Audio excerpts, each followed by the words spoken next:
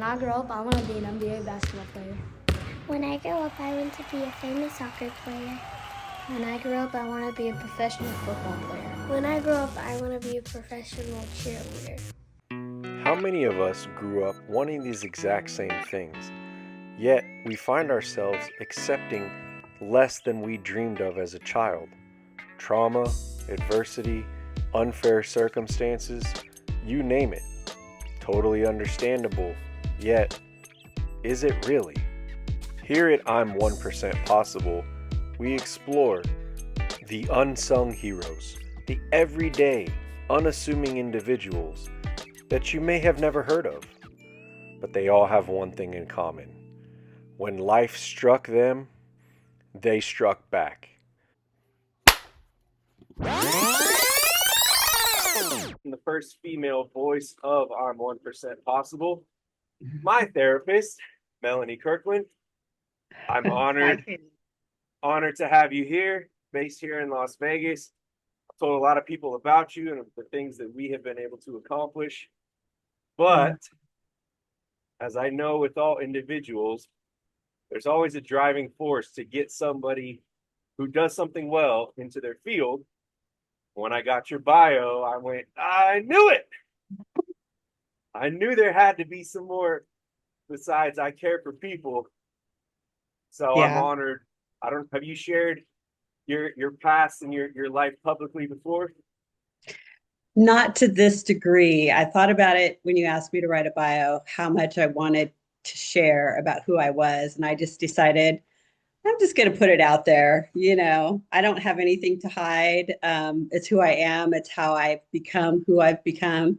Amen. So I have a lot of, I have a lot of gratitude for even the difficult times that I went through in my life. So yeah, no, but I haven't shared this publicly, although I will say, working with clients, I oftentimes will share little tidbits if I feel like it's beneficial to them in some way. That's kind of my yardstick is, will this help them if I share this with them? And if I believe that it will, and it usually seems to, then I'll share some personal information. I agree. So, role reversal. I get to be the therapist. Okay. And you get to be the motivational speaker. And we'll see how Okay. long this lasts before you put me back in the chair. So, without further ado, I always start people childhood because I'm sure you would agree, those are the most formative years to get you into how you act, why you act, and how you do or don't handle or overcome different challenges in life. I do agree with that. As a matter of fact, I'm learning. See, I'm learning. you are. Make sure you put that in my file. So okay, I will. So I'm curious. I know in your beautiful bio, I really appreciate this level of authenticity. I was curious how much you were going to share. You wouldn't mind walking us through what it's like to be Melanie as a child? Wow. Well, that's quite a question.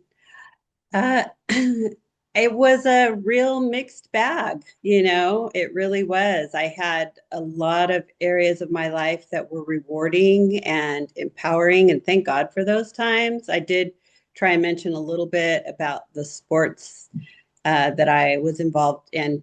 I barely, touched on it, but I wanted to convey the importance of that in who I became and who I continue to become. But then there were also some things in my childhood that were very challenging and that left me just kind of feeling like I was floating out there by myself a lot of the time, and that can, of course, be challenging, confusing, sometimes depressing for most people. Now, as you so eloquently do with me, we're not going to just blow by that, Melanie. We're going to dig into it. Okay, let's go. Let's get specific. And reason why I asked, people everywhere, every walk of life, I really have found, and I don't know if this is a trauma response, but I'm just constantly watching patterns. we all generally Say get that, dealt. say that one more time. I'm sorry, I didn't understand what you generally what? I'm constantly watching patterns, Oh, yes, watching patterns, patterns. patterns Yes, of behavior specifically. yes. I would say within reason, we all get dealt somewhat of the same hand.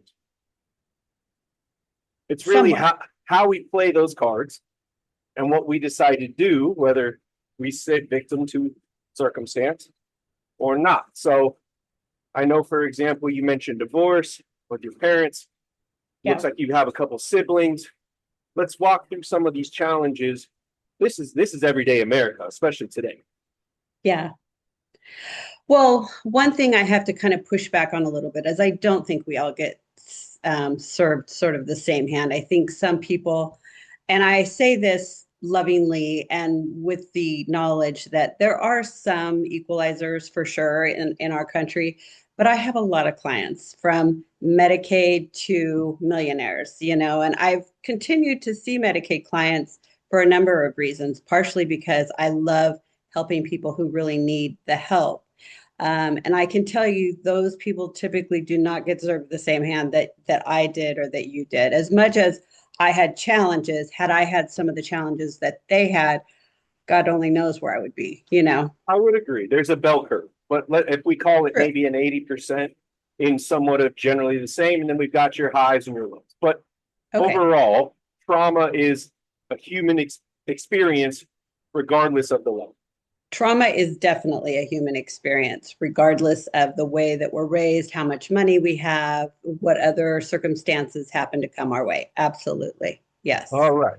I, Yes. I appreciate the correction. So if you wouldn't mind explaining some of these basic things that, again, very common in today's world, divorce, multiple siblings, were all your siblings from your bio mom and dad, or what was that an extra added level of challenge?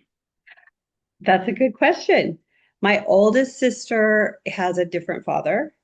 Sure. So my mother was married very young, and back in I guess the 30s, maybe even before that.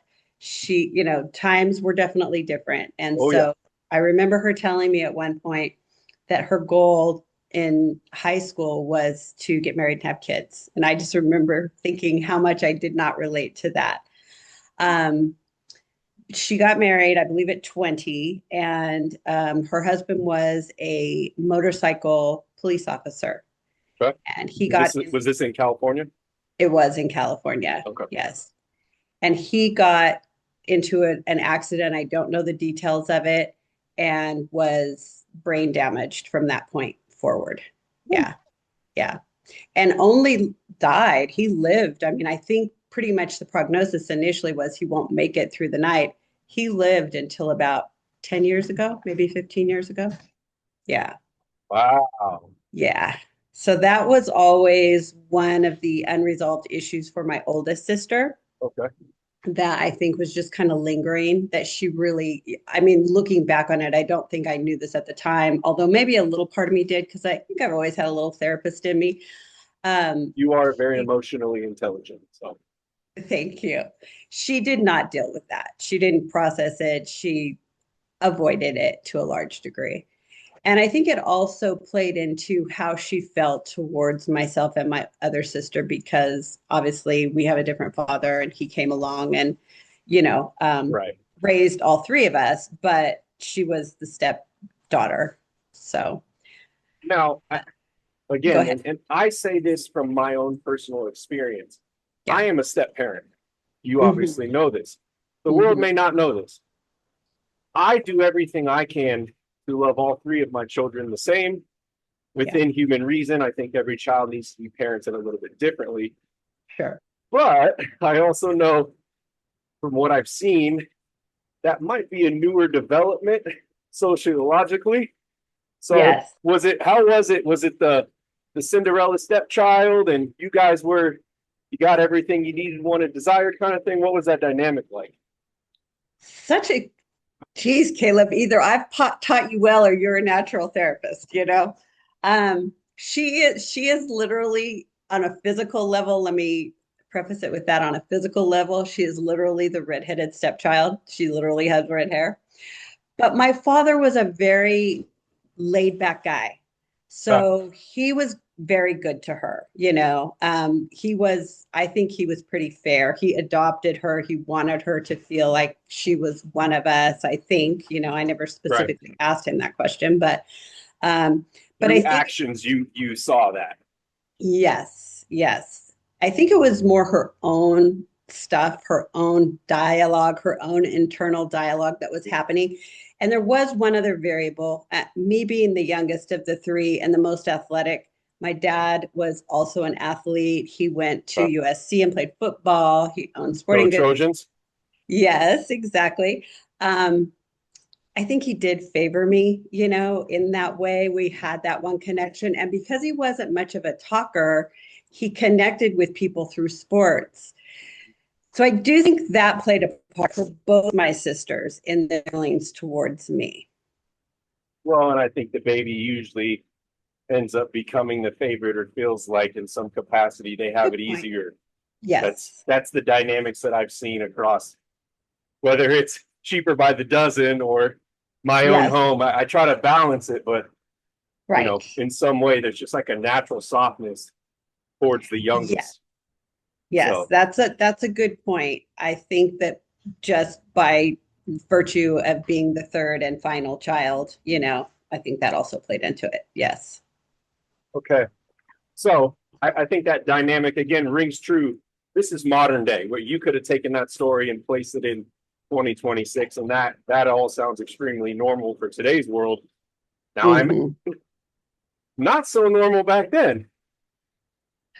Yeah, I think that's true. I mean, let me think if I knew anybody else who had step parents.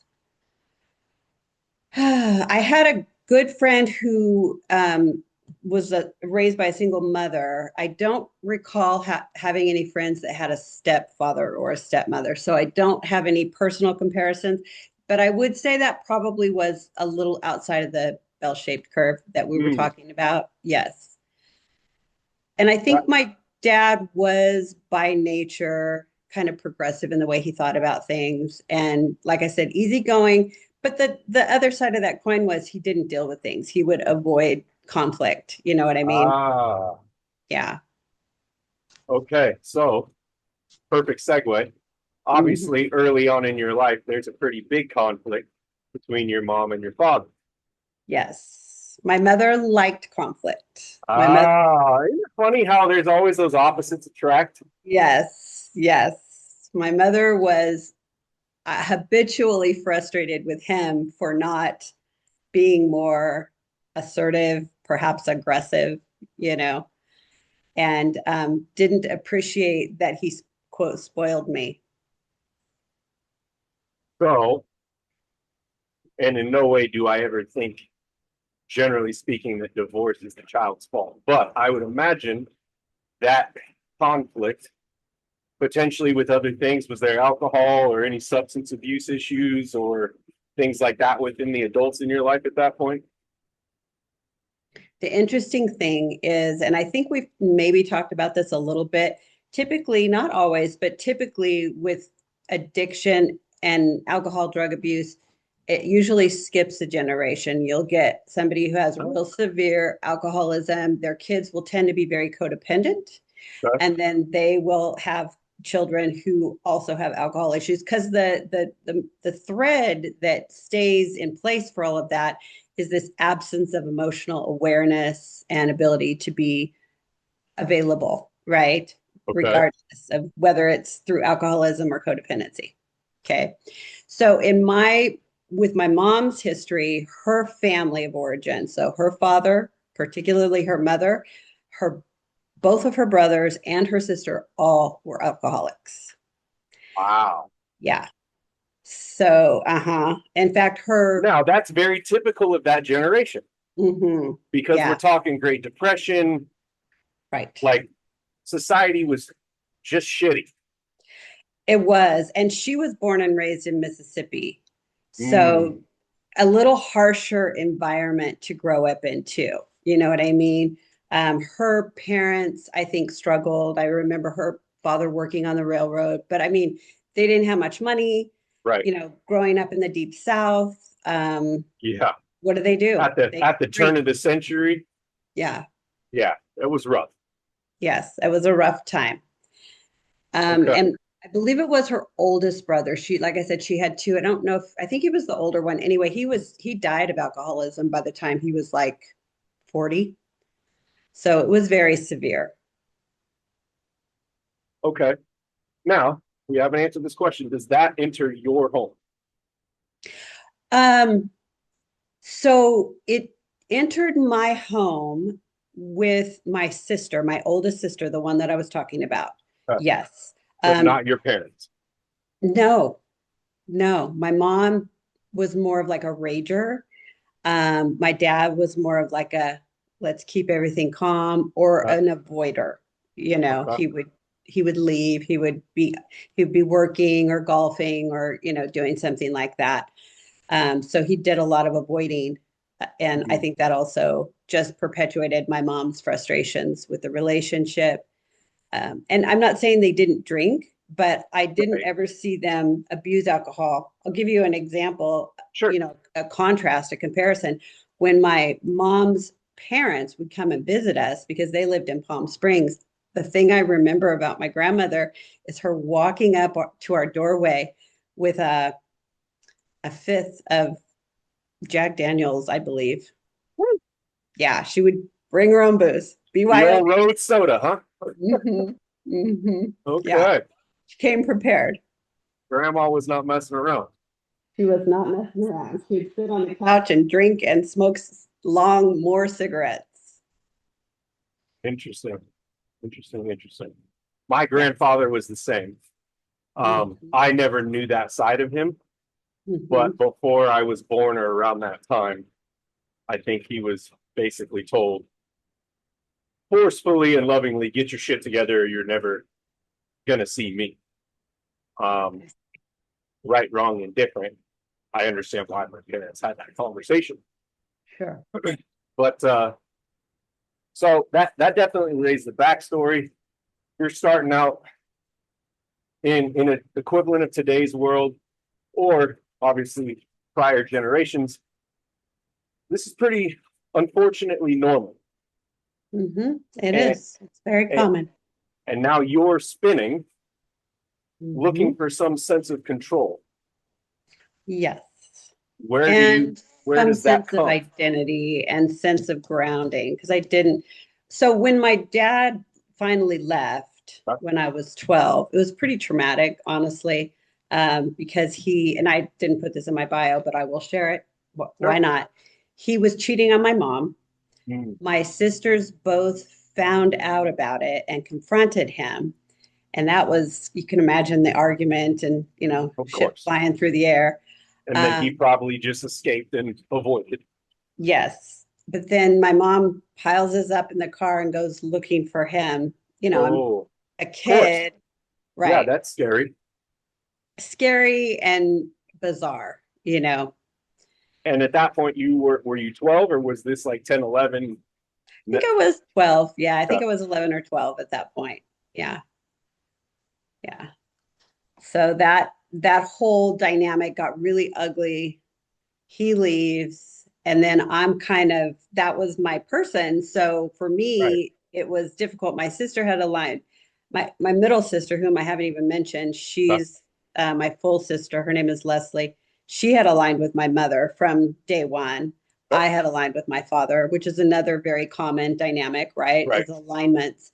Yep. So when my dad left, it was particularly difficult on me. My oldest sister was already out of the house most of the time by then. She's 10 years older than me. So you know, she was in college or working or something. Yes, she was. She was, I believe, in college. Yeah. So she never really aligned with either parent, honestly. So yeah, so it was just for me, I lost my sense of connection, safety, control. Yes. And let's not forget you're at a formative age. Absolutely. Absolutely. Yeah. It wasn't like I was 18, you know, or 20. Yeah. So how does 12-year-old Melanie stop the world from spinning? I think I did a lot of what my dad did, which was avoid. Okay. For me, avoiding was partying. I was right at that age where, and I did have friends who were more than happy to oblige me. Um, let's go out, let's sneak out of the house, let's go meet other people. So I did quite a bit of that. And I also developed some, I would say, OCD-ish. I don't think I really fit the criteria for OCD, but I certainly have some of the criteria for cleaning. I would, if I was anxious, my mom was not a very clean person. And I think because of that, I just naturally sort of gravitated towards wanting to be clean. So I would clean my room. I would clean the kitchen. I would do things that nobody else in the house was doing. And that's where my sense of control came from. I do the same thing. It is very common. Oh, I mean, I have clients who call it like rage cleaning or Yep. control cleaning. Yes, absolutely. It is also very common. Yeah. And I guess there could be worse things than. Agreed. Mhm. I just think it's important. I want people, whoever's watching, I have found these messages come across. To me, it's the most random individuals, and they'll go, I really needed that, whatever that nugget was. Yeah. So I want people to understand it doesn't matter who you are, what you've gone through, what your background is. I'm real big on, I don't accept being a victim, regardless of circumstance, because that's a choice. I'm not saying you're not forced it's a into. mindset. Yeah, Yes. I think that the victim mentality is a mindset, and we do have parts that oftentimes perpetuate that. I don't think you have a whole lot of those parts, and I'm not trying to switch gears here, but You're having a hard time not being the therapist. It's really funny. But I do think that some people have parts that what I call are front and center that have sort of that victim mentality attached to them, right? As part of the burdening. Yeah. I want to explain, this is a big part of what you have become, at least in my life. So let's fast forward like who's the famous guy who always shows the beginning of the movie first? Tarantino. Okay. Let's do a Quentin Tarantino. Let's explain what parts therapy is, so people understand that as we reference that throughout the rest of this. Sure. And obviously, this is your profession, so please explain away. Parts in the under the umbrella of internal family systems, which is a modality. It's a therapeutic modality that was developed by a psychologist by the name of Richard Schwartz. Basically pertains to the different parts of our psyche, right? So the idea is that we're not born with just one big brain that just always thinks the same thing. We always have more than one thought and one thought process happening at a time. Like when we say, oh, I just kept hearing this nagging thought in the back of my head, or one part of me feels this way, but another part feels that way. It's always there. I will say this about parts, just because I like to give this disclosure. The idea of parts does not in any way, shape, or form mean that you have multiple personalities. And Important. It is really important. In the the late 70s and early 80s, when Schwartz initially started discovering this modality, he got a lot of pushback from the mental health field because he was like, no, that means people have multiple personalities. And he said, that's not at all what I'm seeing. If somebody has multiple personalities, that means their parts have just gotten, as he puts it, blown up much more. And there's not an awareness or an ability to have an awareness of the different lines of thinking that we're having at any one time. So a part is basically a part of our psyche that holds certain beliefs. And if it's burdened, what we call burdened, then it's holding extreme beliefs and emotions that oftentimes are not super healthy, right? They're usually developed early on in our lives as a way to protect ourselves and our exiles, what we call exiles, which are the parts of our psyche that have been exiled to our subconscious and are holding the trauma, right? So we've got parts of us that are called exiles that are in our subconscious mind, and we've got these protective parts that are protecting us from having to experience that trauma again so that we can get on with our lives. We can function. And most of those parts, because they're developed early with limited resources and understanding of life, are holding false beliefs or distorted beliefs. And they're most frequently extreme in their nature. And most of us identify with a certain set of parts most, right? And that's what I was mentioning about. You can have a part of you that's sort of front and center that has a belief that they are a victim. Right. So let's go back to the example you already shared. I think this is important just to give some context. Mm-hmm. 12-year-old Melanie. Yes. What part, the word you use, I would say kind of shatters or pulls off? What is that part of exile that is now hiding, or, well, I'm going to hide over here and then a protected part's going to come and help me cope or not deal with this? Yes. But if nothing else, protect that part, right? I would say the primary exile that I developed from that experience is I'm not safe. Yeah, I'm not safe. And sadly, I would even say, as I'm thinking about it more, I don't matter, right? Because my dad just left. And not to say I didn't ever see him again. Of course I did, but it was definitely not the same. So, and just for whoever's listening, the exiles, there's a set of mantras that go with each part, right? Including the mantras and including the protectors and the exiles. The exiles have some pretty extreme mantras. I don't matter, never safe. I'm identifying with these as we've gone through these. I 100% remember multiple ones of these I felt being true at that time in my life. So yes, exactly. I'm trying to remember without looking at my notes what there's a couple of other ones. Maybe you can think of a few, Caleb. I'm not enough. I mean, for me, that was always Yes. a reoccurring theme. I'm not enough. Yes, because I'm either not enough. action or words, those things were being told to me in either capacity. Yes. And I can't trust anyone, which kind of goes along with not being safe. Right. And there's a few others that we could throw in there. And it's not an exclusive list by any means. I mean, everyone has their own experience, you know. Right. So then that's exiled. What stepped in as a protector? The primary protectors, and I didn't mention this in my bio either, but I also got bused to an area of town in junior high. Me and all my friends, we lived in one area of town. You know, politics are local and politics affect all of us, whether we want them to or not. Yep. So we were bused to an area of town that was, let's just say, not lower very income. Lower income and unsafe. I mean, there was a drug park across the street from this school. The same thing happened with my father. So I remember him explaining that.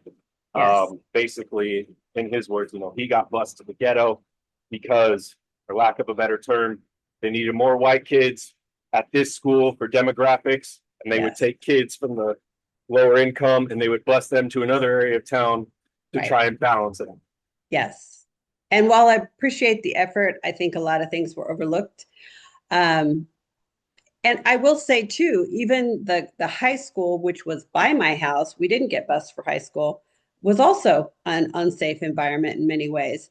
Anyway, it was a challenging school to be at, and I was a little blonde white girl, and I was also very, for whatever reason, I was also very physically strong.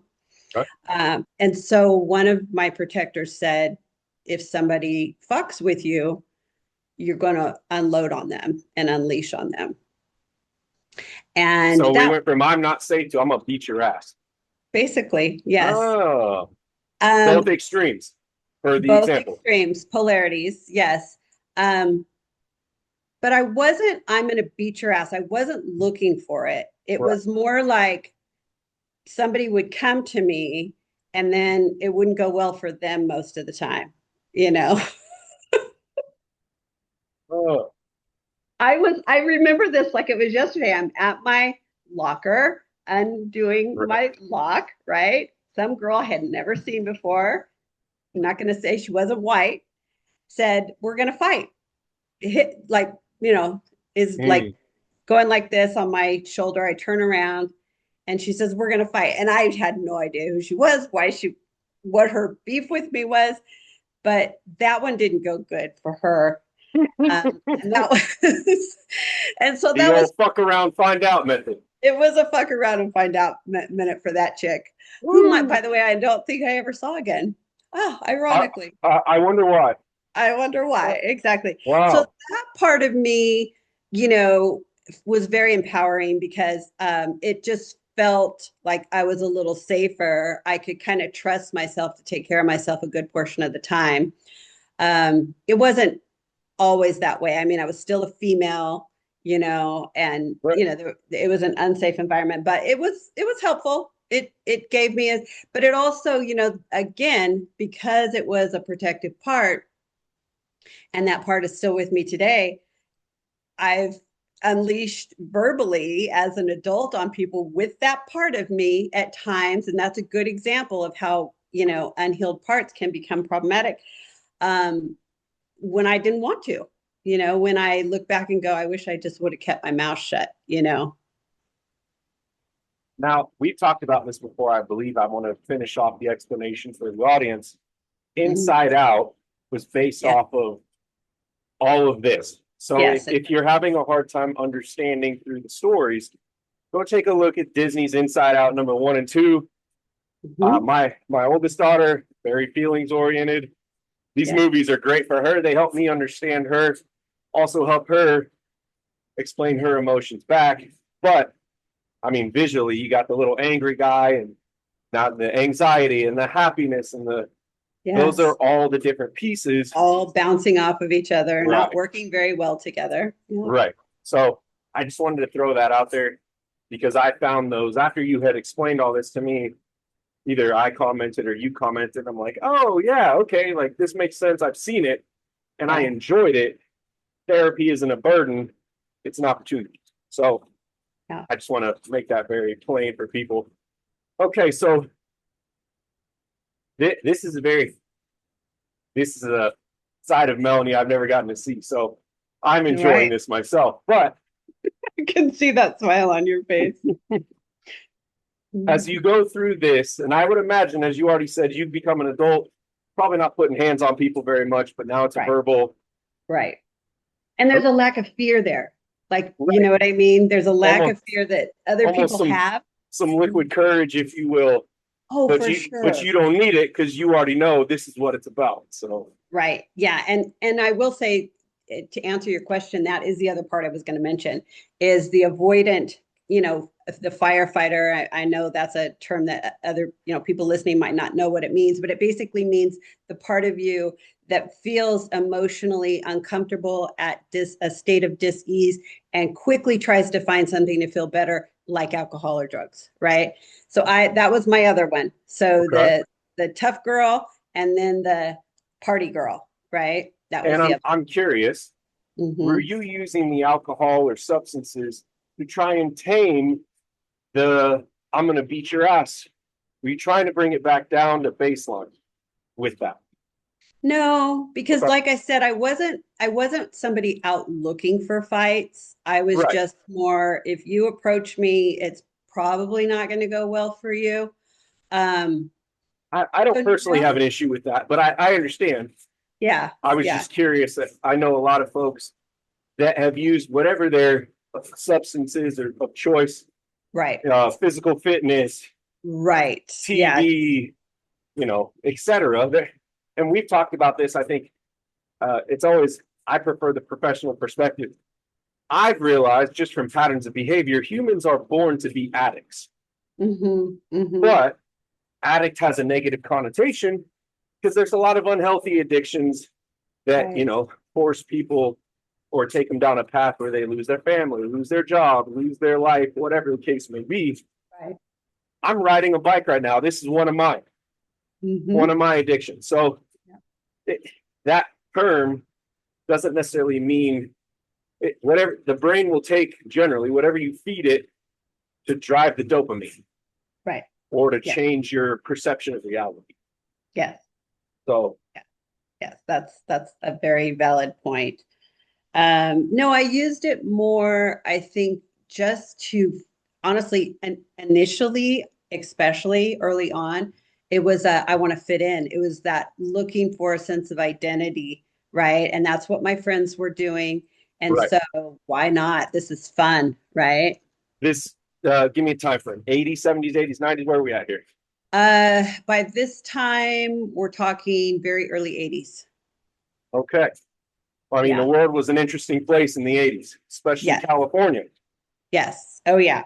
I'm sorry. I just have to be distracted for just 1 second, Caleb, Not a problem. because my daughter has an appointment at 1:30 and I don't see her. I don't hear her up yet. And I'm a mom.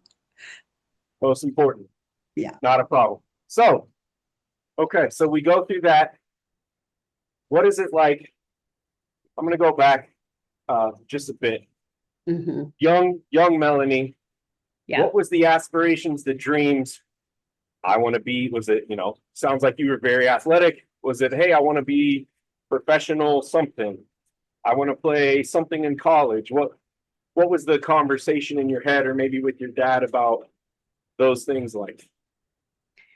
I know you and I have talked about that for you just recently in Yep. particular. My story was actually the exact opposite of that. My Okay. dad was an athlete, and that's what he identified with. My mom wanted to get married and have babies.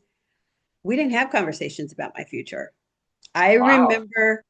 I remember coming home from Disneyland. Do you remember that trip everybody takes when they graduate from high school where they go to Disneyland That, overnight? yep. Mm-hmm. The next day, my mom looking at me and saying, "So what do you want to do now?" Mm. Not lovely? And what was your response? I'm just speechless. I don't remember. I had already been offered the scholarship to Fresno State Okay. in track, right? Okay. So I think I kind of was like, I'm just going to do that because it's available to me. I knew I loved sports and I knew I loved running and I thought that was fun. And so I had this opportunity. So I didn't, how people look. I mean, this is something very different. Okay, we're talking about what's current day, Oh, absolutely. relatable to current day. I didn't send out, I didn't apply for any schools. I didn't Wow. search out any coaches. I They didn't found do, you. he found me because I won the state track meet Okay. race in the 100-yard dash. And so he happened to be there. Oh. And so he found me. Yeah. Do you remember? I'm just curious. Do you remember what your 100 time was? It's slow compared Oh, to come on. now. Come It on. was, I believe it was 12.1. I mean, that's not too far off. It's not too bad for, 40 Again, plus years ago. not what I expected. So I didn't know you were a state champion. That's pretty cool. Yeah, it is cool. It is cool. It was So fun. you go to Fresno State, and in all real, I think this is still pretty relatable. Yes, there might be the top end of the bell curve, but there's an 80% of people that they have no idea. Maybe I would say probably more. A lot of people say big things, but they have no idea what it's going to take to, well, even just go to college or college athletics or, hey, I Right. want to be a car mechanic, whatever. So you just kind of went with the flow. I did. I did. I mean, I was basically doing what was organic to me based on the environment that I grew up in with a dad who was like, Right. let's go run tonight. And I had a neighbor friend, David, that he's kind of a good example. His parents were still married, but they were so uninvolved in his life. So he would always come with us because he really wanted to run. He wanted to be involved. So he would come with us and we would go run and practice. And yeah, I'm sure the practices were nothing like they are today, but it was enough to get me in shape enough to be able to, be pretty successful. And I'm just curious, was your father, was he the kind of guy, depending upon the situation of, well, I'll be at your track meet on Sunday or Saturday kind of thing, but I'm not seeing you throughout the week. What's that dynamic like? Yeah, he was at some of my, I mean, I have pictures of him, because I also did the long jump. Those were like my two things, 100, 400-meter relay and the long jump. And I have pictures of him standing right over me, watching. And yeah, he So was there. that's still the connection, your person, he's Yeah. supporting this, you're going to do this because Yes. I would assume maybe in your teenage mind, like, well, if I don't do this, he's not coming around. Maybe. Well, actually, once he moved to Long Beach, he was not at very much of that stuff, Okay. actually. So yeah, to answer that question more specifically, let me just, You're fine. okay.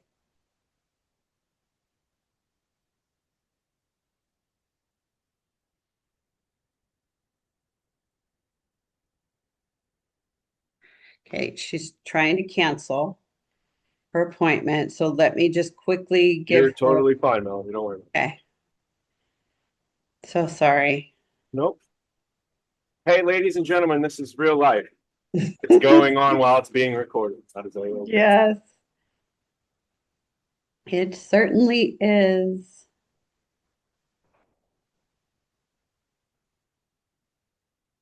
Okay. And I got an update on my phone, which is making my life a little difficult. Thank you, Matt. Yeah. We always laugh about that too. Okay, let me make sure it went through. Yes.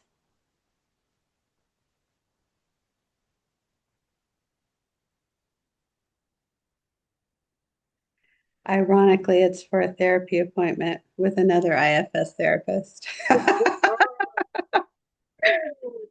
So, That is pretty funny. I just outed my daughter, so oops. I guess I shouldn't have done that, but oh well, too late. Not a problem. Okay. So I found this so far very interesting. One, this is real life. I Yeah. never try to put anything out that's not authentic. And if it even smells like shit, hey, we're not doing this. I'm not here to picture perfect anything. Right. Through high school, graduated, goes to Fresno State. How long does track last? Were you on a scholarship, I imagine? I was. Okay. How long does that last? This I'm not proud of. I'm just curious, what are the demands? Uh-huh. Early 80s, right? What are the demands of, I don't know if they're Division One or where they're at, but college athlete demands in the 80s? What is that like? It was pretty demanding, actually. It was totally different than high school. So it was every day, couple hours a day after school. Yeah, you better be on that track. Also weights. Yeah. Yeah, it was pretty demanding. It was a little Semi-professional athlete, basically. yeah. Okay. It was a little overwhelming for me. I don't think I was quite prepared for that. Plus, I had fallen in love in the summer before I went. Oh. So I put in my bio that I was married and divorced by the time I was 20. So Plot thickens. I made looking back, not the wisest decision to leave after 1 year at Fresno State and got married to somebody that I met who played softball, who played like very high, what they called world-class softball. He was a New Zealander who came here with a team and played. And I met him at a softball tournament, and we connected. And yeah, so I did that, got married, was not prepared for any of that, as you might imagine, and ended up getting divorced very quickly. Also unheard of in this time frame. Yeah, it was definitely, but I've always been, very,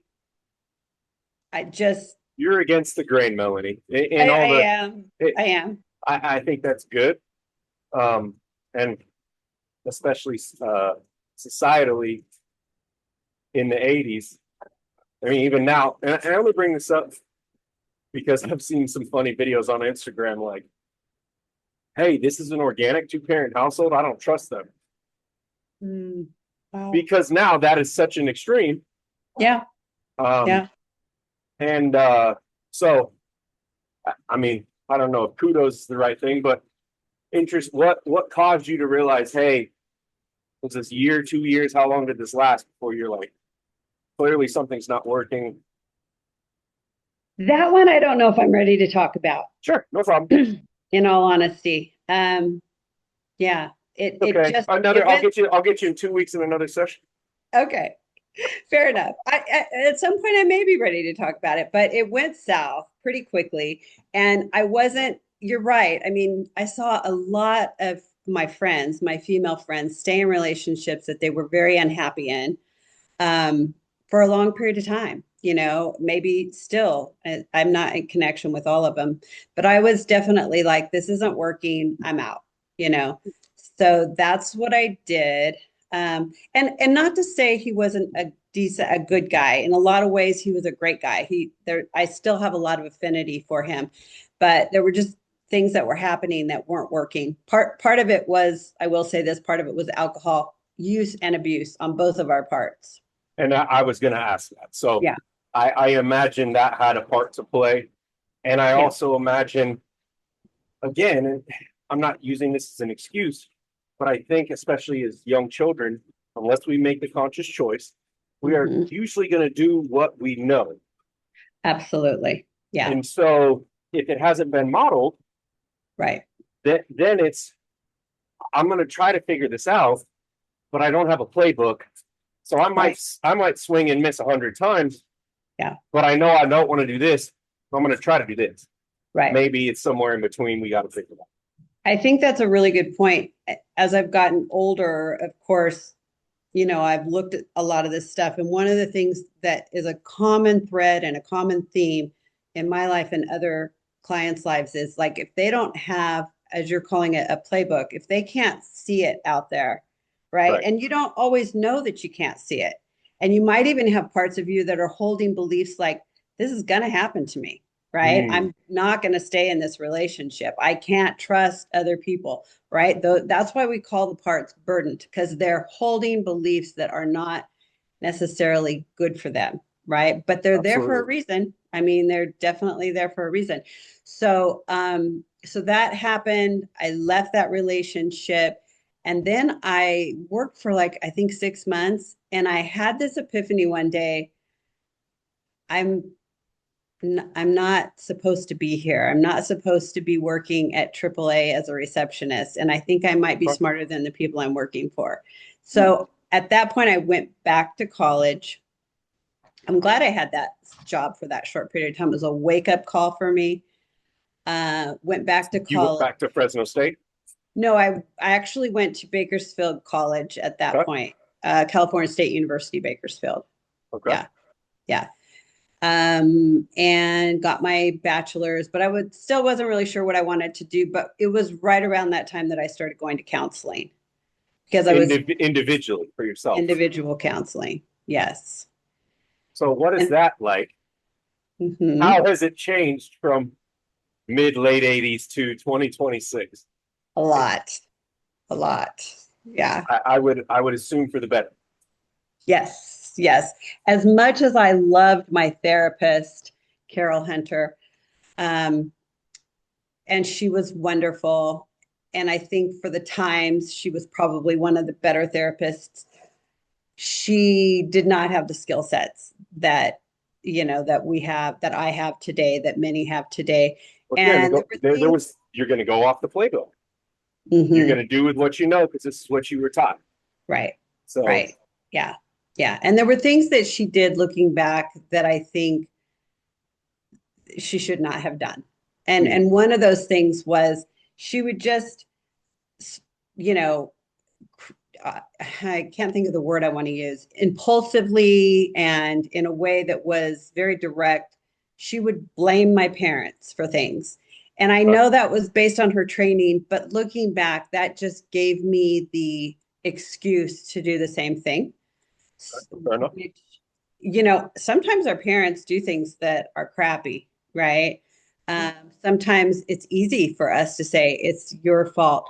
But what I have found, and I had to come full circle with this, is that that does not help people at all, right? It doesn't help us individually. It doesn't help relationships, blaming our parents. And that's one of the reasons why I love IFS so much, is because it's really about understanding what's going on with yourself. And in that process, you start to understand why other people do the things they do too. Oh, yes, ma'am. And that's why I find this so interesting. I'm just curious. This is what I'm hearing. Mhm. In my words, I would call that you're getting permission to be the victim by blaming your parents. That somewhat I don't, I resonate? don't, I don't, yes, it does. I'm not a huge, myself personally, I don't spend a lot of time in victimville, you No, know? no, I'm just saying that's what almost the Right. training was. I And, think for me, what happened is it made me angry at them, right? But I could see where for a lot of people, it can put them in, oh, you did this to me. I can't believe you did this to me. I'm a big, everything always goes wrong in my life. You know what I mean? But for me, it just created an even larger divide between myself and my parents. and back to the addiction piece, this just kind of occurred to me. I almost find that mindset to be addictive. Would you agree with that? Say So more. if we're in the victimhood mindset, Hmm. in whatever situation, Yes. instead of ever owning anything, I can just shuck blame at everybody else Yes. to make myself feel better. Yes. So you almost become addicted to that perception, if you will. Oh, yes. Yeah. Okay. So I see what you're saying. Yeah. Because like I said earlier, like you might have a part or a couple parts of your psyche that are front and center in your internal dialogue that are, constantly replaying that mindset without necessarily even knowing it. Right. But Oh, that absolutely. I'll give you an example. I Sure. saw a young lady who was referred to me by her mother last weekend. Never seen her before, had been given some background information from her mother. And one of the things that was clear was that she identifies with her victim part a lot. Yeah. Before I ever saw her, I could pick up on this from what her mother was saying. And when I saw her, she kept going back to that, no matter what the dialogue was. And the very last thing she said to me, because she's now in recovery, which is great for her. This is like the first time in her life since she was like a young teen, she's been sober. Oh, And as she's walking out the door, she said something about recovery. And I said, yeah, sometimes it's just one day at a time. I'm just kind of trying to help her stay a little bit grounded. And she goes, well, for me, it's usually about 30 seconds at a time. And I just thought, that might be true, but it also kind of perpetuates that I'm always unsafe, even for 30 seconds. It's a goal of mine to just be able to handle 30 seconds. But in that mindset, there is sort of this inherent, I'm a victim, I'm unsafe. And not that, feeling that way is bad. It's just that when you have a part that's dominating your dialogue, right. your internal dialogue, that's difficult. That sounds exhausting. It's exhausting. I mean, what I had heard from her mother was that she was suicidal. So you can see the road that can take you down.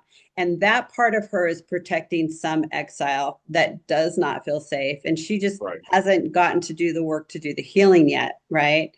And I hope that she will. This was just kind of an introductory Right. session that I had with her. But yeah, I mean, she's a good example of how people get into that headspace and then oftentimes stay there. Well, because I have your bio in front of me, I think that that's an interesting segue into the next part of this. You mentioned something about getting a master's degree. Obviously, you become qualified. You're a licensed marriage and family therapist, but there's also something in here with the 12-step program. So let's Mhm. let's weave those together, Yeah. however you would like. Well, as I started my master's program and was progressing in that area, I was still finding myself wanting to party, kind of gravitating towards that, avoiding issues with my family, did not spend much time with my family. As I had mentioned before, it was going to therapy, and in many ways that was helpful because I was starting to find my voice and I could identify what was happening with myself, but it also was perpetuating this anger that was already there that I had towards my mother and my father, particularly my mother, quite Right. frankly. And so, yeah, it was both, it was a mixed bag, it was a mixed bag. Uh, I'm grateful that therapy is better today. And I just won't say more. She's a good person, Carol is. I haven't seen her in many years. So I don't know what her status is today, but she is a lovely lady who I wish had better training. Let's put it that way. Well, and I would hope, and this might be a rose-colored statement, but theoretically, generally speaking, we Mhm. all tend to do the best we can with what we have. Absolutely. It's not an excuse, Absolutely. Right. but she had what she had, and at the time, obviously, you're now in the profession. Right. You know the quirks, but Yes. generally speaking, hey, you're better now than you were then, or you were better after the session than you were in some ways. So Yeah. Yes. Yeah. So, is that what drove you to get into therapy? is what drove me to get into therapy. Going in and seeing some healing or some semblance of the matter. You mean to become a therapist? Yes, ma'am. What was the linchpin? Yes.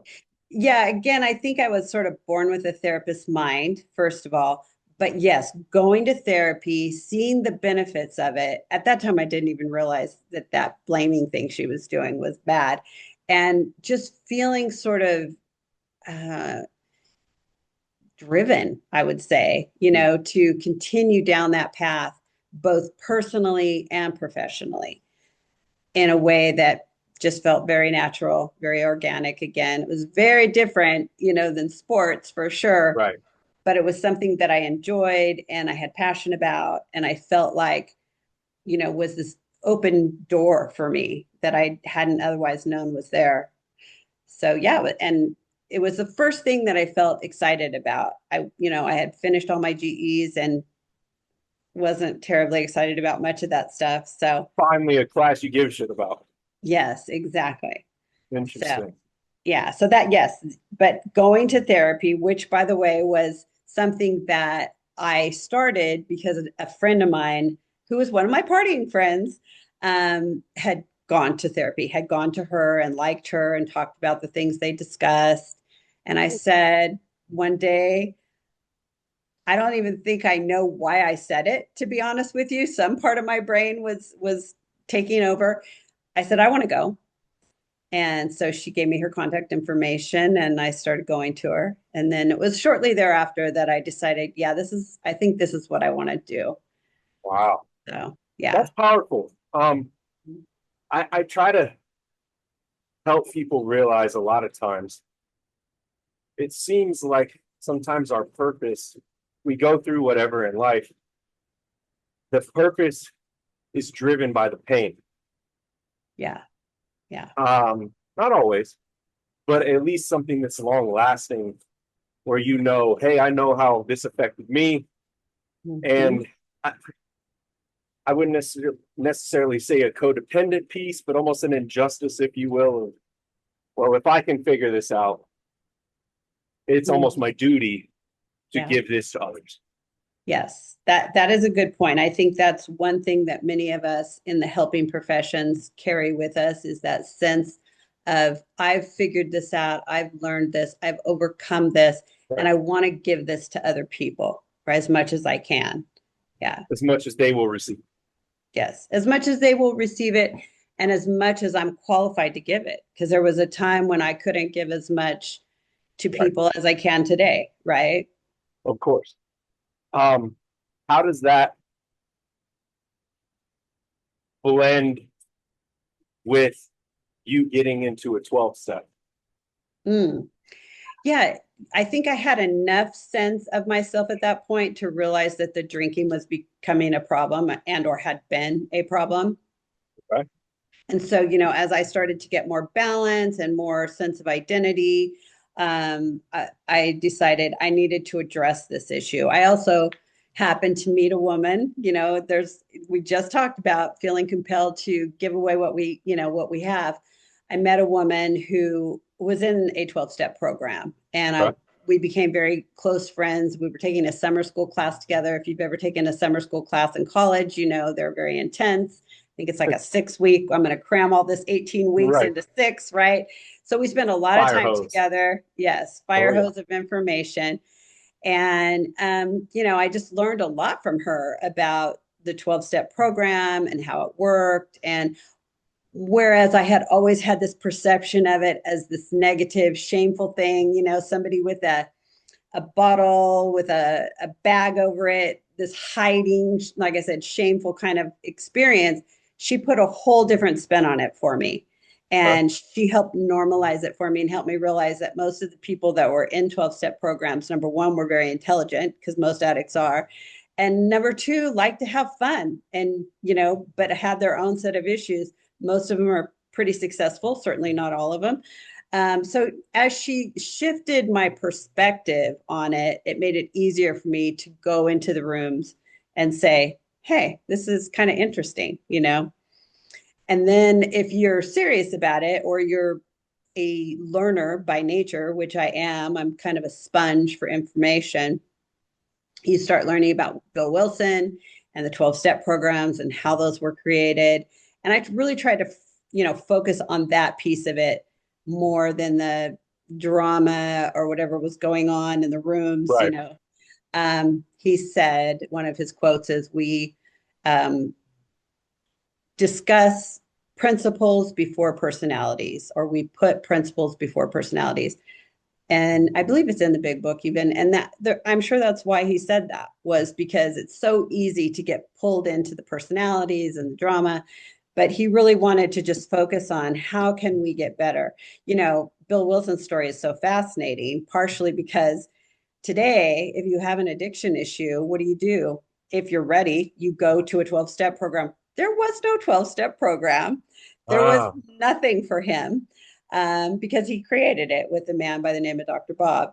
So this was after years, though, of being in and out of mental institutions, and his wife being told that he was going to die of wet brain. So, yeah. Again, purpose through pain. Yes, absolutely. Yes. I mean, he was such an inspirational story, but yes, his pain drove both his addiction and his recovery. And, his story ultimately was really beautiful, and he has changed the world in a lot of ways. So thank you, Bill Wilson. I'm just curious, anybody going through, especially a substance or maybe a gambling addiction, what would you say, or what would you recommend, just generally speaking, either through the process or how they could get some sort of help? I usually say, like you mentioned, they got to be ready, but we got to start there. Right. Yes. But what if we've established that? What would you recommend as next steps? For sure, 12-step program is a good place to start, and the reason that it's a good place to start is because it will give you a foundation. You can feel safe and connected. And that's such a unique experience for people who have been trying to find that through their addiction and have ended up alone, right? And you go into these rooms and there's typically a lot of people there, and they all have a similar story. And most of them, if they've been there a while, are not afraid to share it. And it just feels good to be around people that you can connect with. So like if you're struggling with alcohol, I would definitely go to AA. And there's so many sayings in AA that are fun, like take the cotton out of your ears and put it in your mouth. Go there and listen. Just listen, and look for the similarities, not the differences. And once you do that, you can find a sponsor. I think that's another really important step. And once you do that, start working on the steps. I think that people should be working on the steps within a month, minimum a month, right? Wise words from someone who's done it. So yeah. And I think that just as a caveat to that, one of the reasons that people struggle with their recovery is because they do not do the step work. They get pulled into the relationships and the we're having this meeting here and we're having this gathering over there. Well, all of that's fine, But if you're not working the steps, in other words, you're not looking at what's going on with you, you're probably going to continue to struggle the same way you have before. And it goes back to what you said earlier, Caleb, which is blame, right? Blaming other people, not having a sense of accountability. And that's one thing that Bill Wilson did so beautifully in the fourth and fifth steps, was he himself figuring out how to take personal responsibility and helping other people do that as well. One, I think, as you mentioned so simply, you got to put the principles before the personalities. Yeah. And, or if those personalities happen to be meetings and all the bullshit around it, Right. it starts here. Yes. So if you're not willing to do this, nothing's going to change. Right. Yeah. Yeah. Meetings and connecting with people is not going to keep you sober. There In does fact, if it's the require, wrong people, could make it worse. it can absolutely make it worse. Yes. I can't tell you how many times people have come into my office and said, well, I was going to this recovery program and I met this person there and we started using together, you know. Right. Oh, did you ever work the steps? Oh, well, I got through step one, you know. Let's Well, start. there's 11 more. Right. Okay. So let's move through that. I really appreciate you saying that. I can't speak from experience in that regard, but I have several friends that are either on one side of that fence or the other. And as always, I mean, I'm here, but I can't do the work for you. Right. But again, this message I think will reach the people that it needs to reach when it needs to reach them. So Right. that's Absolutely. important to hear from an experienced professional. Yeah. Hey, I had a problem. This is how I solved it. Yes. And I will say, just again, you know, as another thought around it, in terms of what to do, I have a client who is in NA. Yep. And I know NA has had sort of a history of having a little bit more challenges when it comes to actually working the steps, getting serious about their recovery program. And he has been such a great inspiration. He sponsors several people. He takes the steps seriously. He takes his therapy seriously. So I just want to encourage people that maybe are struggling with another issue, find the right meeting, find the right sponsor. Don't settle for somebody who doesn't work for you. You know, like they say, ask someone to sponsor you who has what you want. But if it doesn't work out for whatever reason, find somebody else. Don't give up. Don't let the program or people in the program determine your recovery. I had a lady come in recently.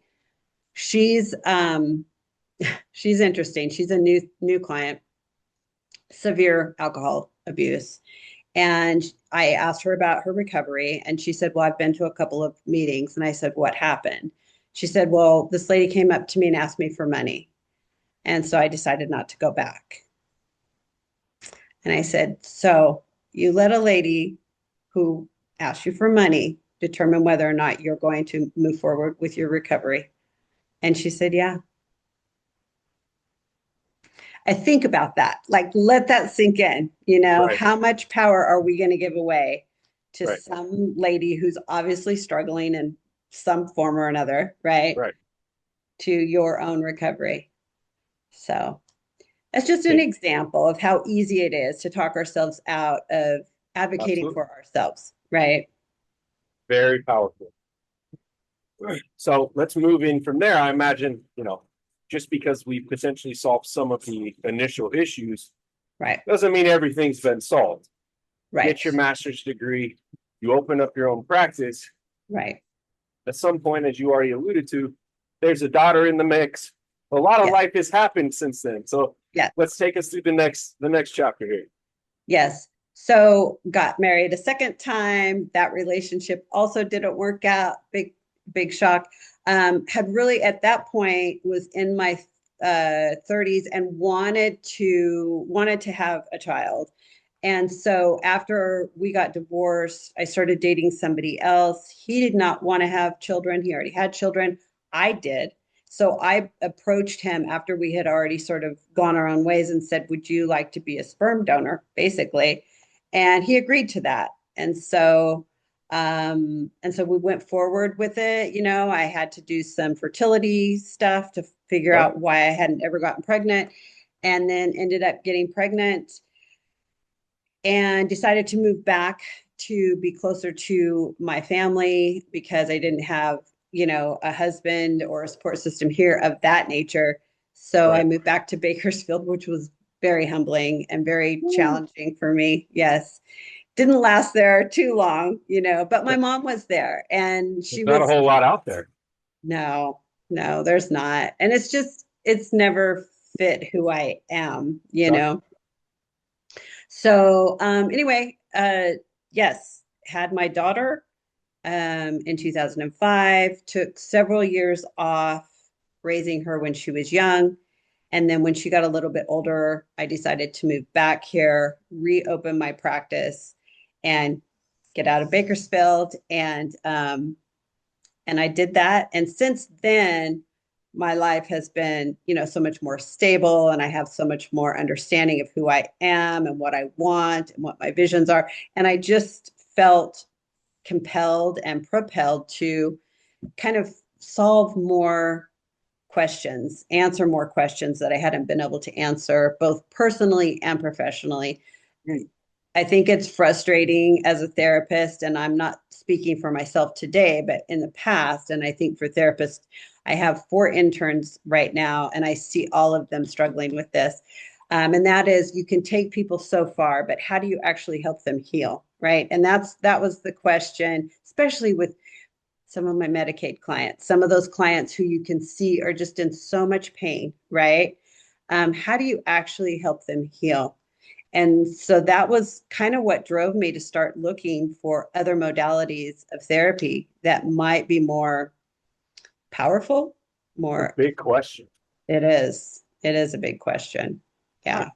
I would imagine there's potentially it's going to be individually dependent, but do you have for lack of a better phrase, a one size fits all statement of sorts of, hey, we found X, Y, or Z is the most effective way for people to heal themselves beyond going to meetings or going to therapy or whatever the case may be? I think that after years of, exploring this question, the best way to heal is to at least start by going to a really good IFS therapist who can help you identify what's going on in your internal system of parts. Now, once you do that, because your question was, how can you do this without therapy or on your own? Once, I'm just saying, once you hit that point, if you okay, feel like maybe I've exhausted all resources okay, and the okay. struggle of you and all your interns, what's the gap? It's knowing your system, honestly. It's knowing your system and knowing what the process is for healing the system. It starts with identifying the parts, especially the parts that are problematic. Most people come in and say, well, okay, yeah, I'm starting to notice this part, but I don't really like it. How do I get rid of that one? I say that all the time. And Can we just eject this, right? right, yeah. Can we just like put this on a ramp to go to nowhere fast Oh, or BFE, something like yeah. that. Okay. And it doesn't work that way. And that's why the healing is so important. And that's why starting to develop a different rapport with your system of parts, with what Schwartz calls the self. I sometimes call it the core self. I think different people have different ideas of what they want to call it, but it's basically that part of us that we're born with that isn't affected by life's hurdles and traumas and experiences, and that we're kind of sitting with all the time. It's the part of us, I think, that keeps us human. It's the part of us that allows us to be compassionate when maybe people don't deserve compassion, or it's the part of us that makes the right choice when we, otherwise feel like we could have done something differently. I think that answers the question. Obviously, I think the answer is you have to do the work. You do have to do the work. You do have to show up.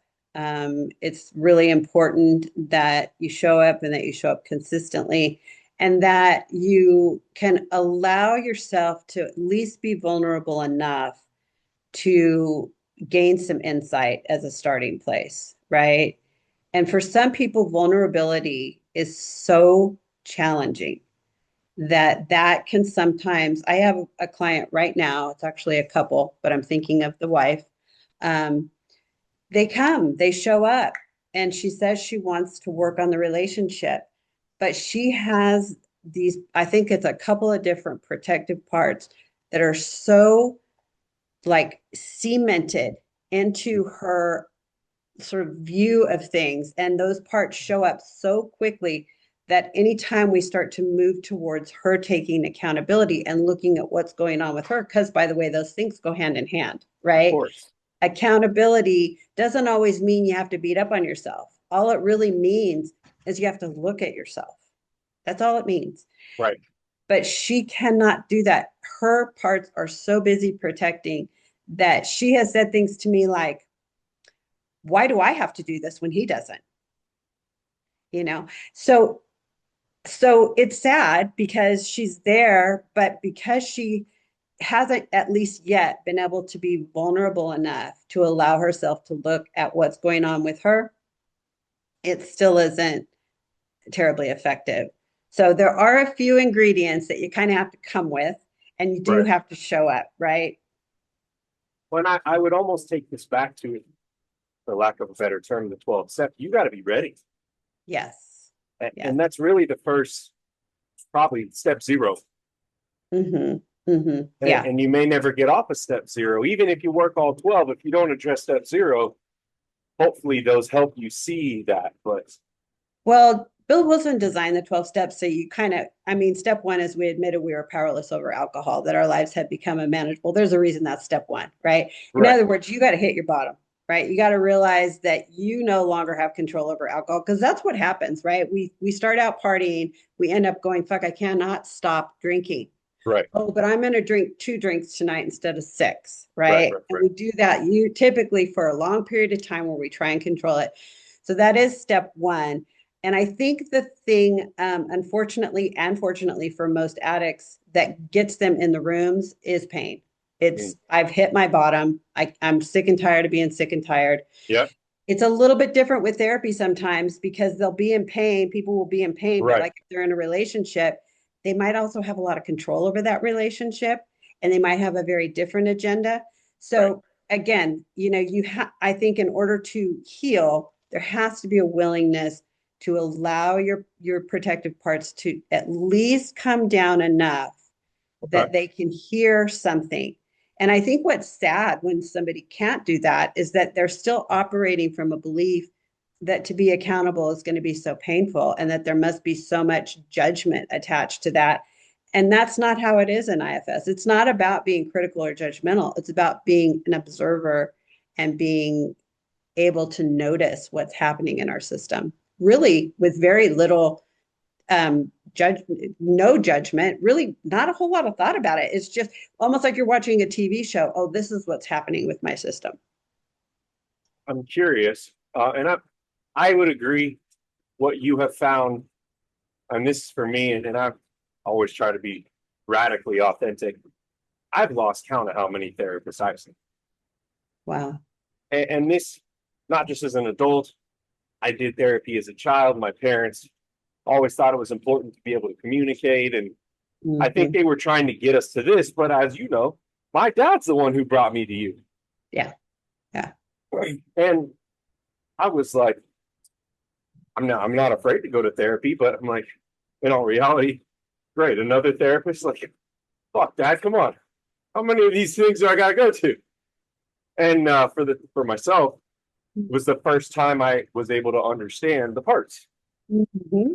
And my wife asked this question, and I'm curious, do you ever Mm-hmm. feel like you arrive? Do you ever, I don't think you ever fully heal. Maybe you graduate in a sense where, hey, not everything's an emergency. This doesn't got to be a multiple time a week thing. Maybe it's a once a month, once every quarter. What Mm-hmm. what does the process look like? Arrive. Um, I think you do start to feel like you can be a listener of your parts more than you're just being driven by your parts, right? So we have a saying in IFS, one of the primary goals is to be able to speak for your parts instead of from your Not parts. problem. Yep. When you're speaking from a part, you're just reacting, right? You're something shows up in your mind and you go boom. And then typically if you're doing that, and it, for instance, if it's a firefighter part that's really self-destructive, then afterwards you have another part that goes, what an ass, or why the fuck did I do that? Or I can't When, believe I said that, you and know. maybe you got to go clean up the mess, which triggers Yeah, something else. that's right. That's absolutely right. So when you get to a place where you're more self-driven, you can notice a part without reacting from it. That's a beautiful thing. You talk about empowering. Oh my gosh. I'll give a personal example. This situation with my daughter, not wanting to go to her therapy session.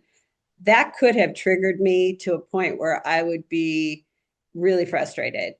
And to be honest with you, I haven't really thought a lot about it because it's not my issue, it's her issue. And I notice the part of me that wants to control and Right. deal with this situation. I've done what I can. I gave her the therapist information and told her to reach out to her. So yeah, that's me coming from self energy, noticing the part that shows up, but also not letting it take over, because what's then my day is disrupted in a way that I don't want it to be, right? I don't Right. have a desire to, you know, be pulled in another direction every time somebody else has an issue. Well, and I would imagine not even that would necessarily be directly within your family, but that could be in your practice. Oh, absolutely. Absolutely. I Yes. may feel like I got a therapy brain or whatever, but I'm gonna be honest, a couple of these phone calls for me turn into therapy sessions for other people. I'm done. And Yeah. I would assume you might build up a tolerance, if you will, over time, but like I get pulled into these people's stories and asking them questions. It's usually that some people go through some really, really fucked up stuff. And it's like, Yeah. I'm just impressed that you're alive. Let's just let's just start there. The level of grit and determination you had to stay alive through whatever the case may be. It's just like, golly, I need to go Right. take a nap and I might need Right. a drink myself. Like, Right. Jesus Exactly. Christ. I know it's so fascinating when you listen to somebody else's story and they probably just think, oh, this is just what it Right. is. Because for them it was normal. But Hmm. for me, I'm like, I've Yeah. seen movies about this. Like, Right. I need to go take a nap. Yeah. No, it's true. Yeah, I think, one of our goals as IFS therapists is to stay in self as often as we can. Nobody stays in self all the time. Maybe like a yogi or something, Right. but most people are not going to be in self energy all the time. It's usually once you gain some awareness and you start working on your parts and stuff, you're going to find self energy sort of weaving its way through your day. And that's very normal. And that's definitely a sign of progress, right? And so for as therapists, we try and bring self energy into our sessions as much as we can, leaving our agenda sort of at the door. And the more I'm able to do that, the less I take stuff home with me. But you're right. I mean, there are sessions with clients who have a lot of trauma that do sadden my heart, and that doesn't mean I'm not in self energy, because I'm compassionate, and that is one of the definitive terms for self energy is compassion towards ourselves as well as others. So yeah, it can be challenging at times. So yes. I want to help land the ship here. Um, Two things. Again, I think you provide a unique perspective. You chose to be a single mother. Yes. Would you mind describing potentially some of the challenges and victories through that? And then any parting thoughts that you have, however you feel you want to take on. As a single parent, it is challenging. I think even as a not single parent, parenting is Agreed. challenging, right? Agreed. We've had those conversations. Um, so yeah, I mean, it's challenging. I would say for me, personally, one of the biggest challenges is just time, right? I'm pulled in many directions a lot of the time. And so that I would say is my biggest frustration. Um, I would like to find the right partner. I feel like I'm at a place where I could do that if I can fit it into my calendar. That's kind of my challenge today.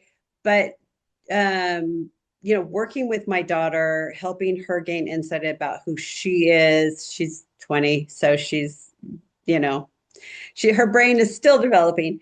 But it's rewarding to watch her grow and to gain insight and to work with me more as opposed to against me, because when she went through that rebellious stage, that was very challenging for any parent with a teenager. I feel for you if you've got a little Oh, rebel.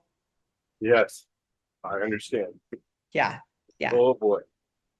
Yeah. So that can really, I mean, Schwartz talks about our tormentors, right? He's talking about mentors, and then he adds the tor to the front of that because they're typically family members who are people we're very close to, who we love very dearly in many ways, but who also torment us because they continually trigger the parts of us that are still easily triggered, right? And the only upside to that is that creates what we call trailheads, like trails that we can follow down to see where the Ah. hurt and the pain actually is. You want somebody to create trailheads for you to do the work, get a family member to do that, right? Oh, So it's my daughter interesting has, to hear the psychology behind what we all know, that the people who are usually the best and worst, and sometimes that's the same person, is those closest absolutely. to you because of exactly what you just said. You nailed it. You nailed it. I think the last book he wrote, or no, the book before the last book, because he just came out with another, he dedicated to his parents, who are his, as he put in his dedication, his tormentors. So, yes, both the best and the worst. Um, so, I would encourage anyone who has a close person in their life that constantly triggers them I would encourage them to try and look at them differently as an opportunity to gain insight about yourself and do some healing work. And that's what my daughter has done for me. She has, as I say to people frequently, humbled me more than anyone else has in my life, but it has also propelled me to gain more and more insight about who I am, what parts of me I need to work on, where my exiles are, etc. And any parting thoughts, however you want to take that. Uh, I would just encourage people to, let other people help them if they need it. Whether it be through recovery programs, whether it be through therapy or a combination thereof. Like I said before, I think recovery is a good place to land first. But if you don't have addictions that you either see or want to address, find a good IFS therapist. Um, I wish I could say all therapists are the same. They're not. Um, so yeah, I will just leave it at that as far as that. I agree and I understand.